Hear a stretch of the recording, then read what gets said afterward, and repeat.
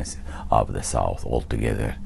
You are talking to someone who believes in unity now, not only of the South and the North, but even a wider scale of regional, in the region of Africa around us, actually, because look at the European model. After wars, religious wars, and so-called world wars, actually, they killed, of course, tens of millions.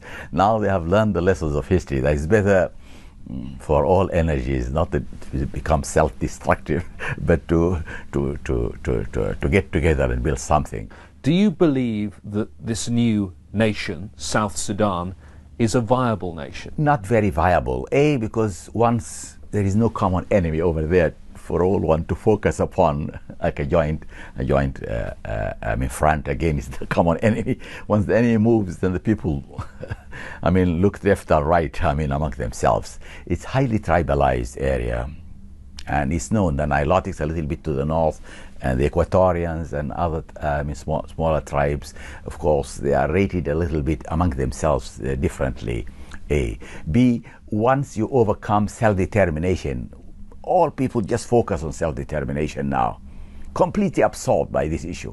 Once they are past it, then they ask for other things, development, education, health, where is that and where's the other? But now there is hardly a program for chapter 2. It's just for this, only for this. So they don't have political parties yet. And so it's going to be difficult.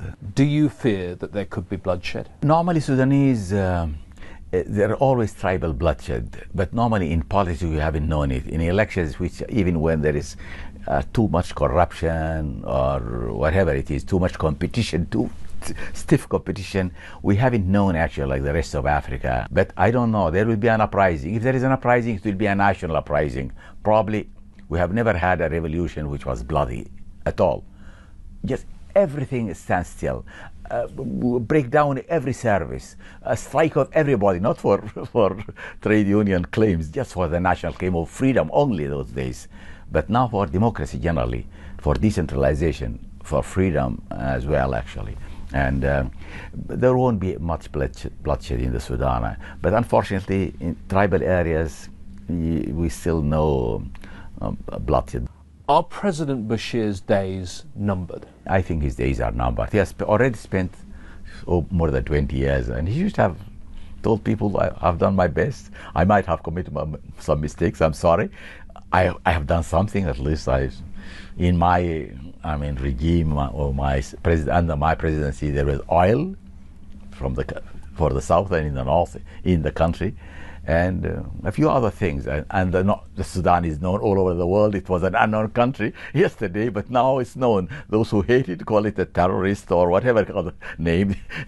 It's infamous or famous country now. So he could have taken a gentle farewell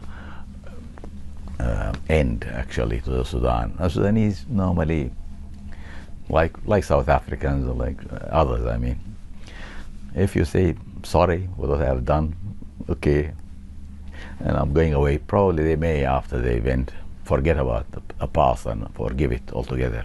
You've known President Bashir for a very long time. You were his friend.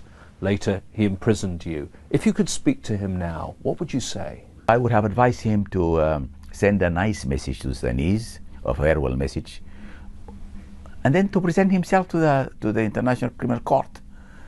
To go there, the value of Islam knows nothing called immunity because you are in government at all. At top of government is equal to other citizens. They are equal before the law. You've talked about this uprising. Are there active preparations now for this uprising, and do you have a role in them? Oh yes, yes. Now all opposition parties now are connecting with their base. All of them. They don't want it to be a national. Previously it was only in the capital, it was enough. But this time it has to be a national because all the nation is now awakened and enlightened. So you cannot ignore them and move in the center alone. Otherwise you'll become a centralist yourself. And if everybody rises, everywhere, probably this will persuade the government itself to withdraw nicely. Or even its forces, they cannot go and just genocide or across the Sudan, bloodshed. They would never do it. I'm quite sure about that. Are you the leader of this planned uprising, and what would be your role if President Bashir was toppled from power? Could you be a leader of the country? Oh no, I would never assume executive roles any longer. I have always told people that I don't like them.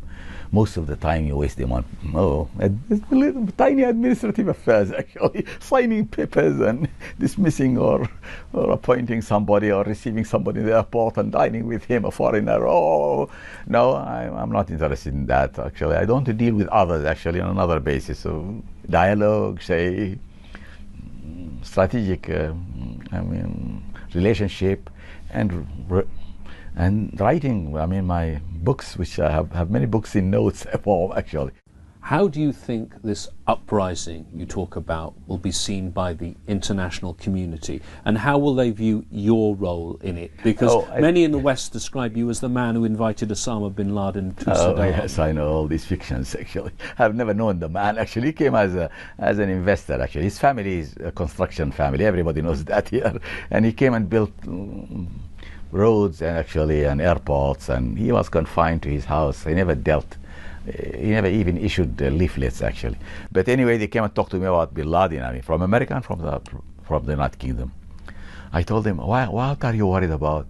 Said, Saudi Arabian, security, and his fundamentalist. Who taught him to become a fundamentalist? Who sent him to the Soviet, to Afghanistan? Who armed him? You yourselves and the Saudi Arabians themselves.